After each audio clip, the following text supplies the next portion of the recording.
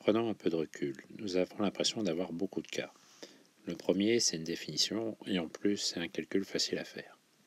Regardons le dernier, c'est aussi un calcul que nous savons faire depuis longtemps, et il est facile à comprendre, un gain plus un gain, forcément à la fin je gagne. Et en fait, ce cas-là, tout en rouge, et on réfléchit de la même façon. Une perte plus une perte, ça fait qu'une perte. Le seul cas qui est un petit peu plus compliqué, c'est celui-là. Parce qu'on a bien ici une perte, un gain, et on trouve une perte.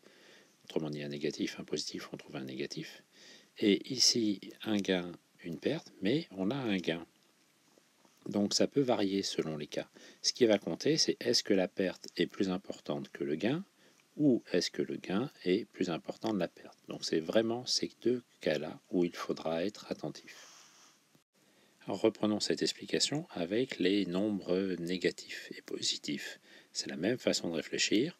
Donc on a la règle de base, quand j'additionne des nombres opposés, je trouve toujours 0.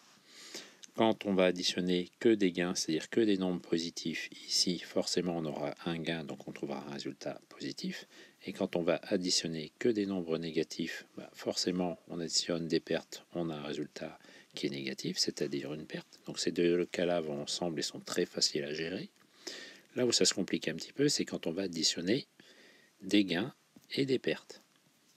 Donc, selon que la perte est plus importante, on aura un résultat négatif. Autrement dit, la distance à 0,5 est plus grande que la distance à 0,4, le résultat devient négatif.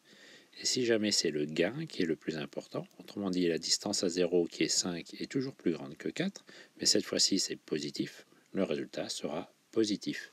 Là, il faudra faire attention à quel est le nombre qui a la plus grande distance à 0 pour savoir le signe du résultat.